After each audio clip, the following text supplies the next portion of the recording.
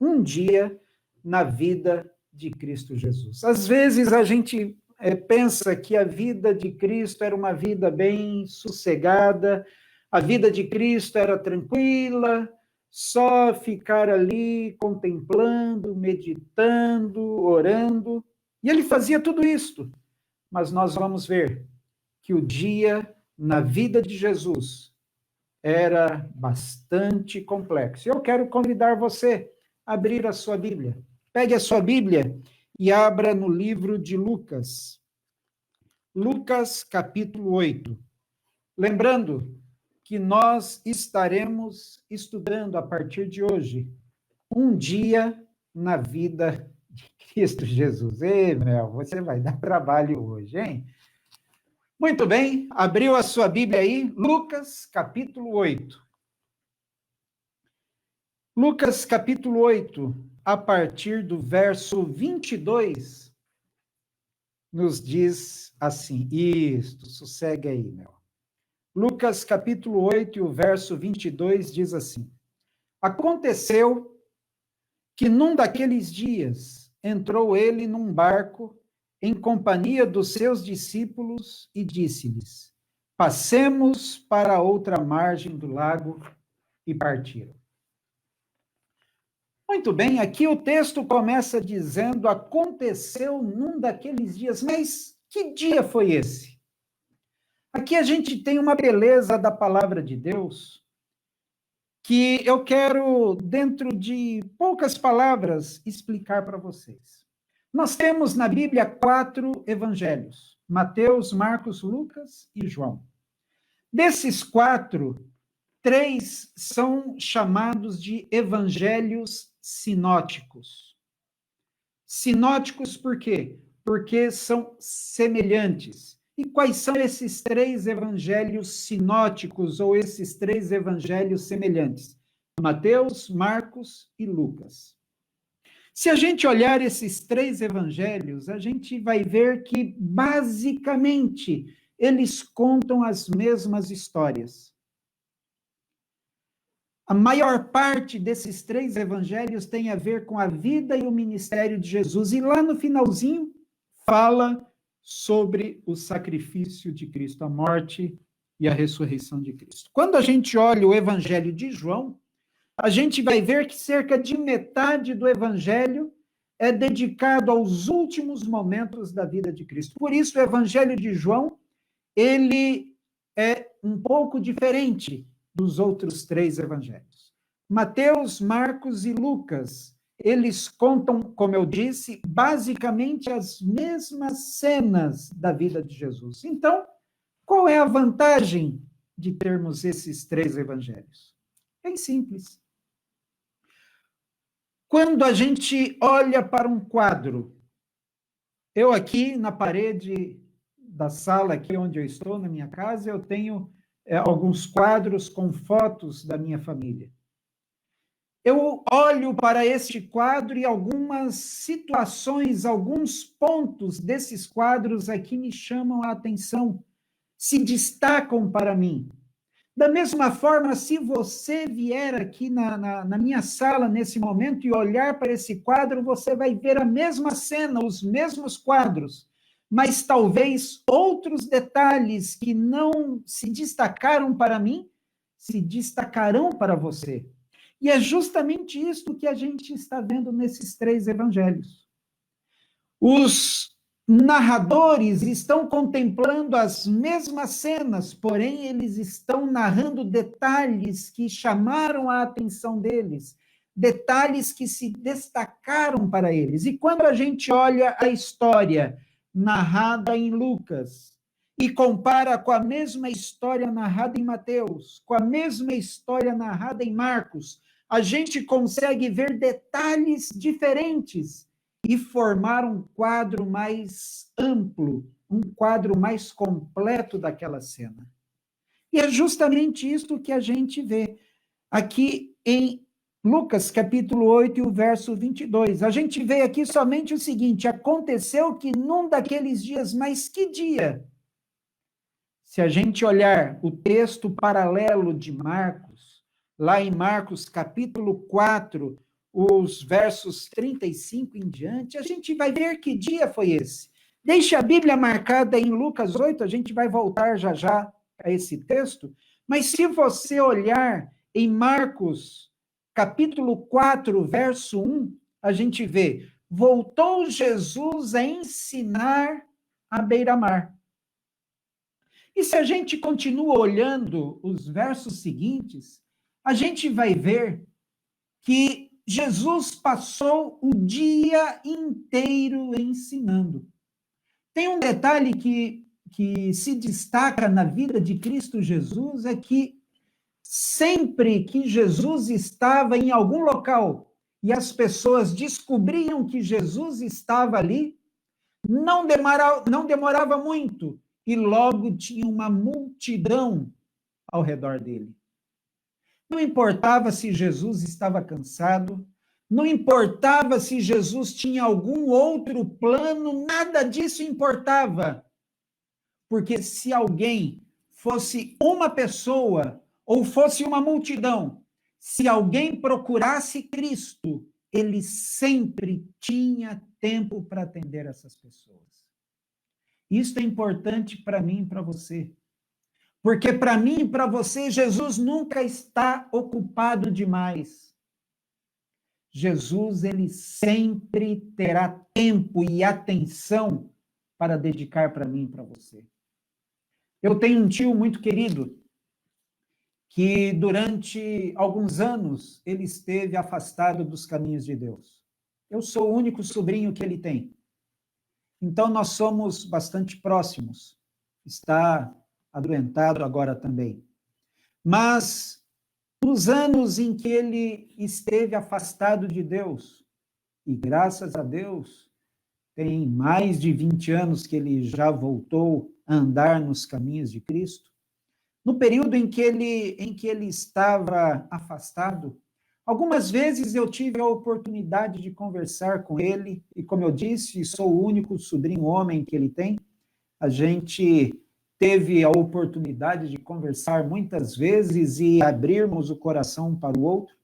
E uma das vezes que eu estava conversando com ele, eu perguntei para ele, tio, o senhor ora? E na época ele me chamava de cara.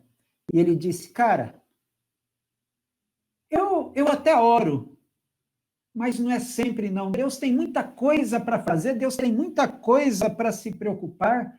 Então, eu só oro quando não tem mais outro jeito. Quando não tem mais jeito, então eu oro. Na cabeça do meu tio, ele não queria incomodar a Deus. E como eu disse, nós nunca incomodamos a Cristo. Ele sempre está à disposição de nós. Sempre que Jesus aparecia em algum local, a multidão se aproximava. E ele sempre dava atenção para essa multidão. Voltando aqui ao texto de Marcos, capítulo 4, a gente vê que rapidamente reuniu-se numerosa multidão a ele, de modo que ele entrou num barco onde se assentou, afastando-se da praia. Eu tenho falado aqui quase todo encontro que a gente tem, que eu gosto de imaginar a cena. E ali estava Jesus naquela praia, as pessoas começaram a se aproximar, e começaram a ficar próximo de Jesus. Quando a gente está falando em público, principalmente aqueles que como eu, muitas vezes têm a necessidade de falar para um grupo de pessoas. Fui pastor, como eu disse, no norte, lá em Rondônia e no Acre, e por muitas e muitas vezes eu tive que pregar sem o auxílio de microfone, sem o auxílio de sistema de som. E quando temos muita gente perto da gente, fica mais difícil para a gente falar, o som ele se propaga menos, tem mais dificuldade para se propagar. E então, quando tem muita gente, é mais fácil a gente dar um passo para trás, se afastar um pouco. Não que a gente esteja evitando as pessoas, não, de forma alguma. Mas quando a gente se afasta um pouco, a gente tem mais facilidade para falar e as pessoas terão mais facilidade para ouvir. E eu imagino aquela multidão se aglomerando ao redor de Jesus e Jesus se afastando, tentando falar com eles, e eles vêm se aproximando, a hora que Jesus percebe, já está com o pé dentro da água. E as pessoas vêm, até que Jesus tem uma ideia. Pede para os discípulos providenciarem um barco.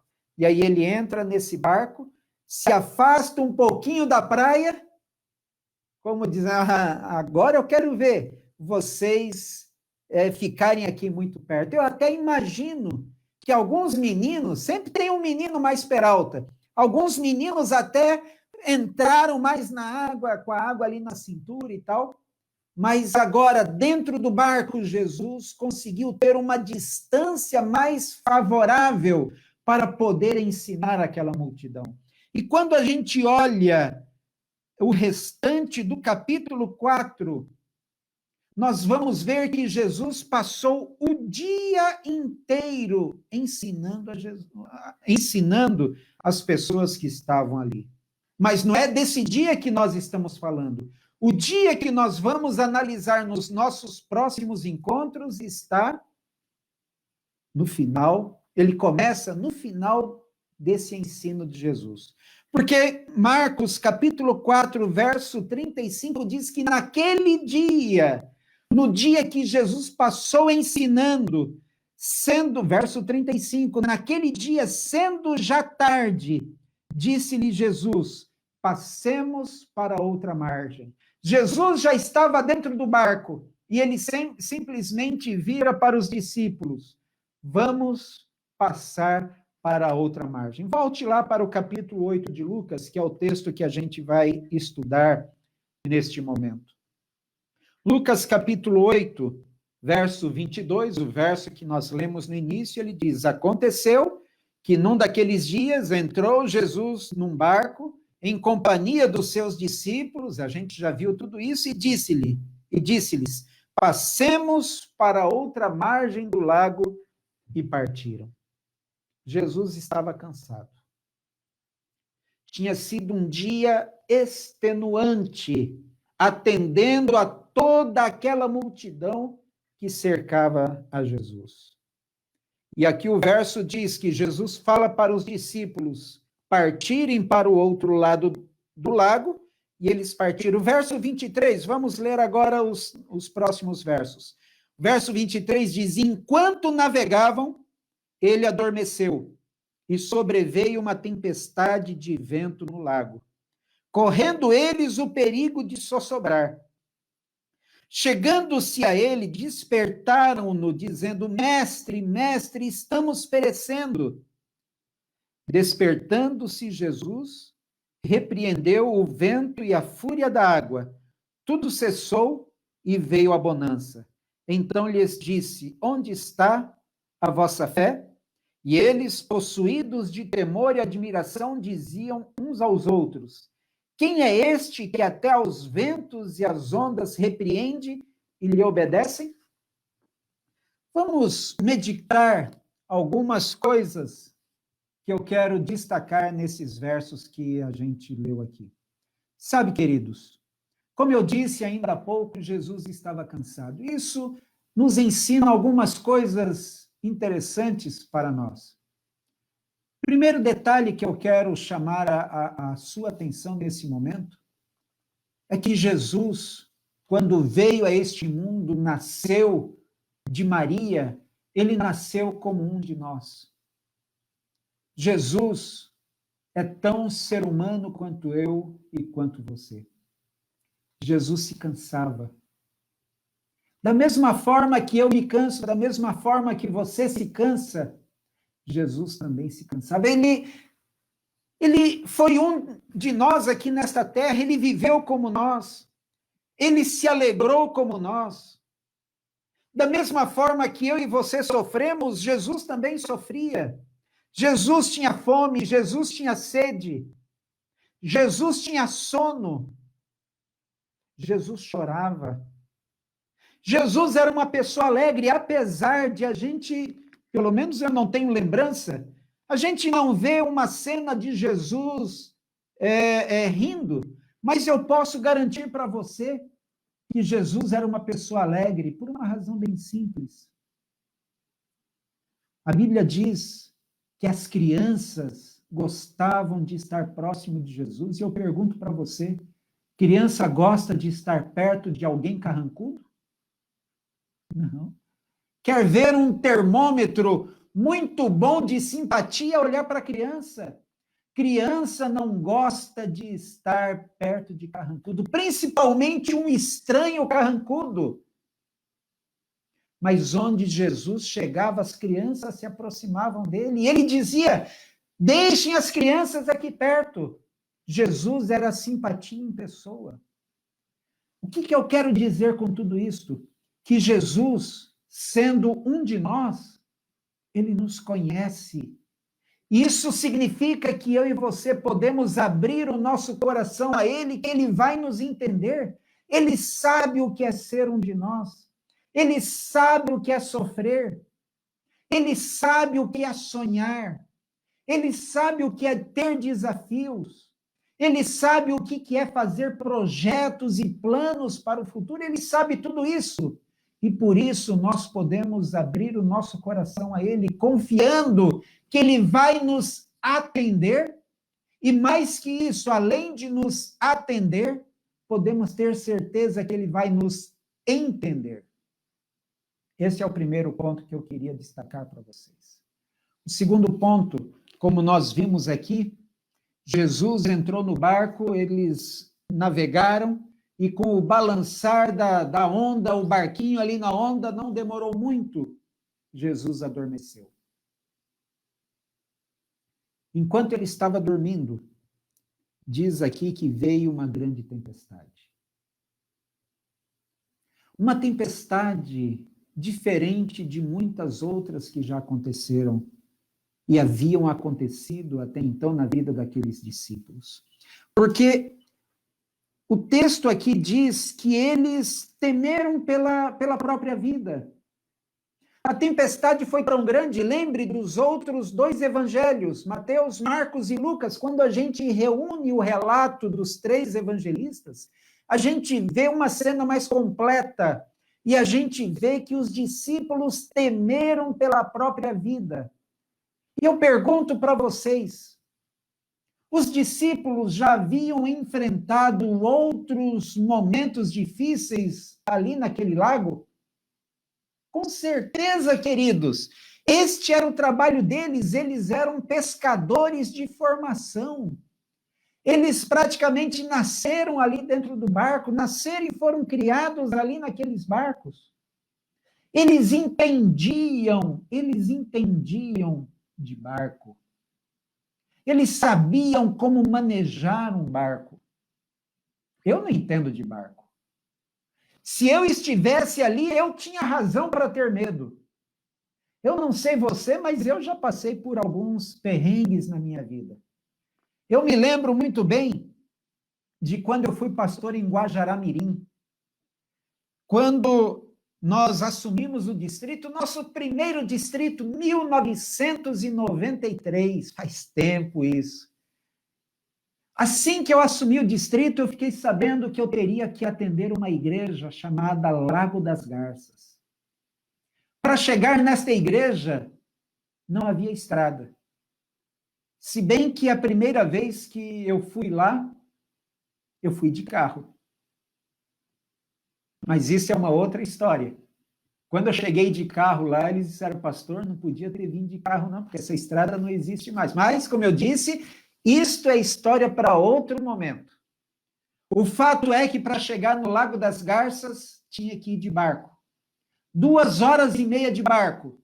1 hora e meia subindo o rio Mamoré e mais 1 hora subindo o rio Pacas Novos. E muitas vezes, quem buscava a gente em Guajará e levava até lá, depois trazia de volta, era um dos moradores ali do Lago das Garças, o irmão Gonçalo, que na época era o diretor ali do grupo. E uma das vezes, quando nós estávamos retornando, como era longe, a gente ia, às vezes passava um final de semana lá, às vezes a gente ficava uma semana inteira lá, na casa, a gente ficava ali na casa do Pedro, da Madalena, com os meninos ali em volta, era sempre uma alegria, era sempre um momento de festa, mas numa das vezes, no final do período que a gente passou ali, um pouco antes da gente sair, o tempo fechou, o céu ficou escuro, e o irmão Gonçalo chegou para a gente e falou: pastor, é melhor a gente ir embora, porque a tempestade vai pegar a gente. Queridos, eu confesso para vocês que eu já comecei a ficar um pouco preocupado. Quando eu fiquei sabendo que teria que cuidar desta igreja e de uma outra que ficava um pouco mais distante, chamada Surpresa, que ficava 40 horas de barco ali de Guajará-Mirim, uma das primeiras coisas que eu fiz foi conseguir 2 coletes salva-vidas, um para mim e outro para a Clarice. E a gente entrava no barco, já entrava de colete. Eles riam uma barbaridade da gente, mas se eu estava no barco, eu estava com colete. Até porque nós não estamos falando aqui de grandes navios, não. Então, a gente está falando de barco que fica assim um tantinho fora da água, né? Aquele barco que, se a gente mudar o pensamento de um lado para outro da cabeça, só de mudar o pensamento de um lado para outro já é perigoso entrar um pouco de água nele. E o fato é que assim que a gente entrou no barco e saiu, começou a chover. E essa chuva começou a engrossar. E começou a engrossar. E começou a engrossar. E eu fui ficando preocupado. E o irmão Gonçalo, bem tranquilo lá atrás, só conduzindo o motor ali do barco. E eu perguntava: irmão Gonçalo, tá tudo bem? Tá tudo bem, pastor. E eu comecei a olhar para o fundo do barco e vi que começou a encher um pouquinho de água ali.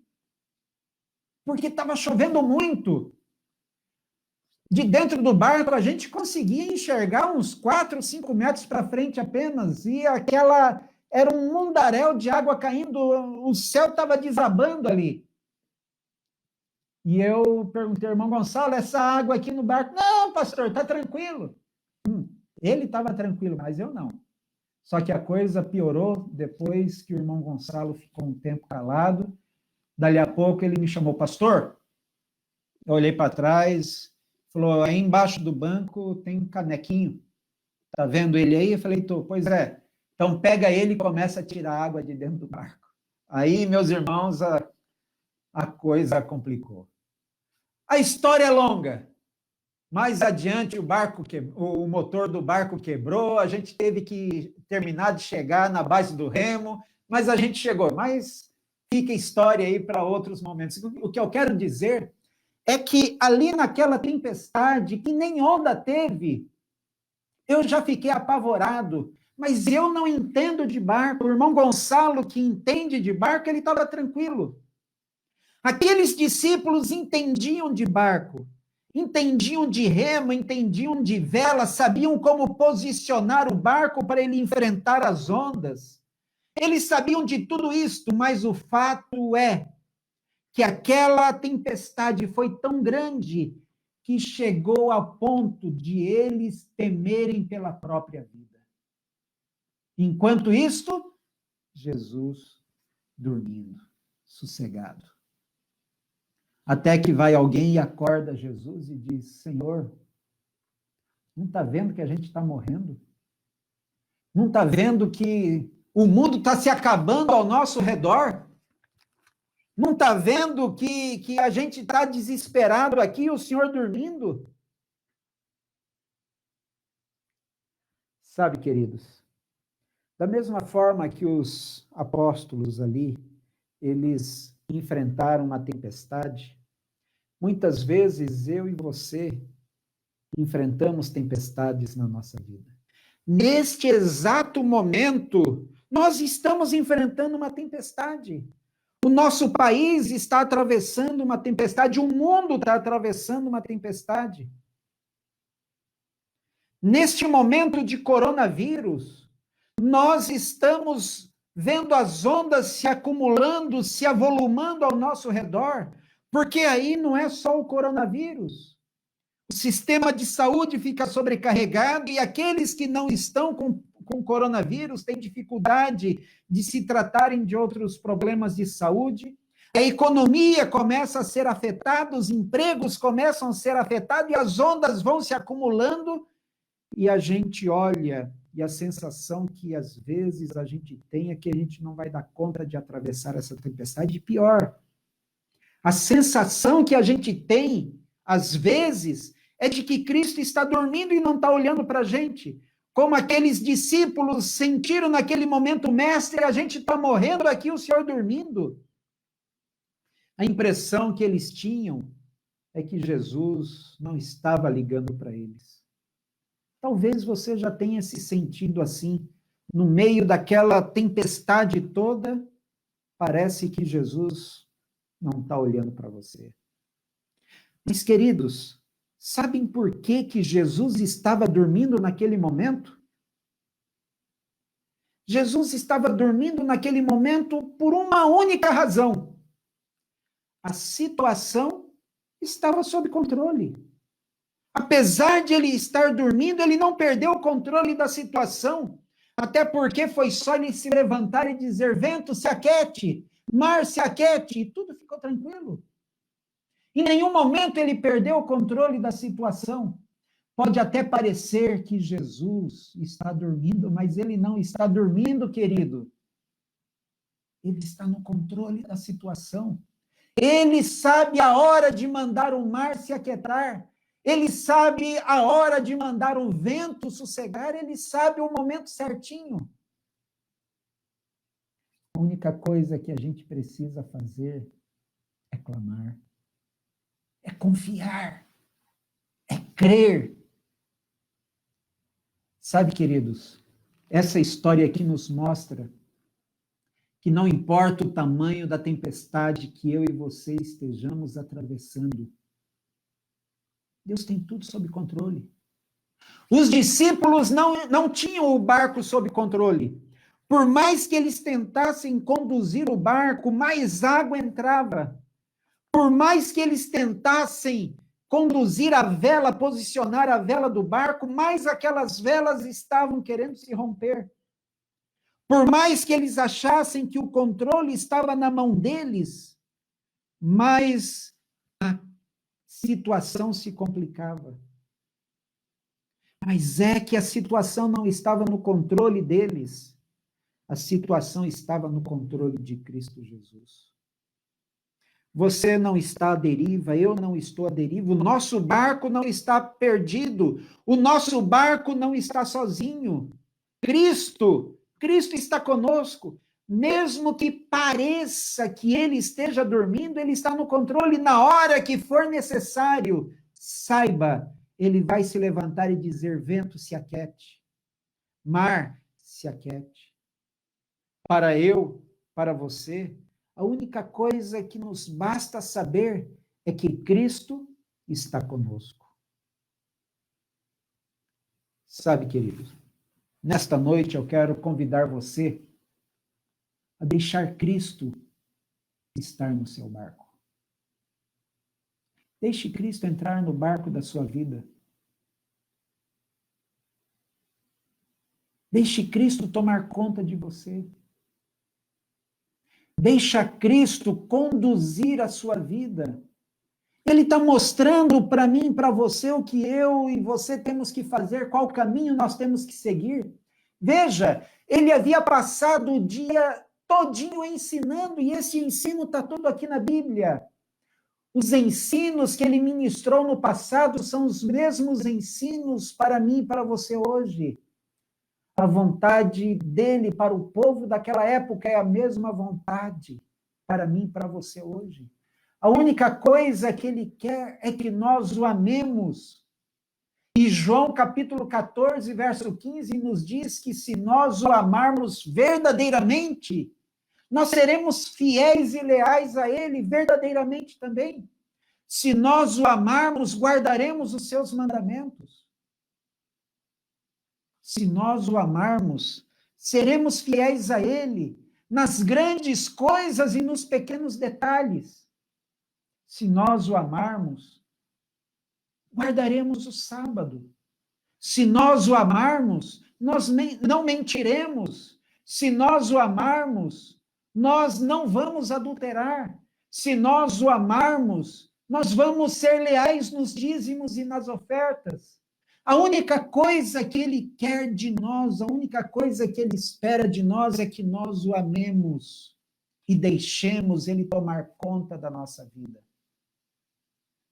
E se você fizer isso, querido, se você amar a Cristo e deixar ele tomar conta da sua vida, deixar ele estar no barco da sua vida, por mais que em alguns momentos pareça que ele estará dormindo, ele não estará, ele terá tudo no controle, ele terá tudo na palma da sua mão. Essa história nos mostra, queridos, que da mesma forma que Cristo tem o poder sobre a tempestade no mar, ele tem o poder sobre a tempestade na sua vida. Os discípulos se desesperaram, mas a história nos mostra que eles não precisavam ter se desesperado. A história nos mostra que eu e você não precisamos nos desesperar também. Não. Cristo tem tudo sob o controle. O único problema, queridos, é que eles não pensaram nisso, não acreditaram nisso. E Jesus diz: onde está a vossa fé? E outro relato diz: homens de pequena fé. Que puxada de orelha que Jesus dá neles.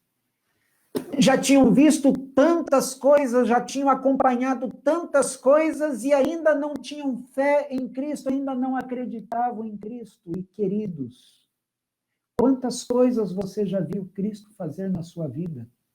Quantas bênçãos você já recebeu de Deus?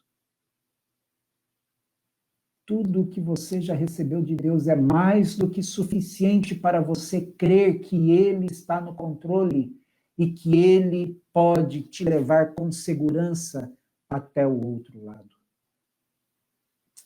Você crê nisso? Você quer convidar Jesus para Ele ficar no seu barco, no barco da sua vida e cuidar de você, ajudar você a atravessar essa tempestade e chegar com segurança ao outro lado? Se você quer, se você crê, se você aceita, então feche os seus olhos e vamos falar com Deus. Senhor, nosso Deus e nosso Pai, muito obrigado pela certeza que nos dás de que somos amados por Ti. Obrigado, Pai, pela certeza que nos dás de que mesmo em meio às tormentas, às tempestades que enfrentamos na vida, por mais que às vezes nós achemos que estamos sozinhos, obrigado pela certeza que nos dás de que Cristo está conosco, está com tudo sob controle, que a história da nossa vida, a história deste mundo está nas mãos de Cristo Jesus. Ajude-nos, Pai, a crermos nisto. Ajude-nos a vivermos isto. E ajude-nos, Pai, a atravessarmos estas tempestades todas e chegarmos com segurança ao outro lado. Ajude-nos a chegarmos com segurança à Canaã celestial. Mais uma vez eu peço, Pai, abençoe a cada um de nós.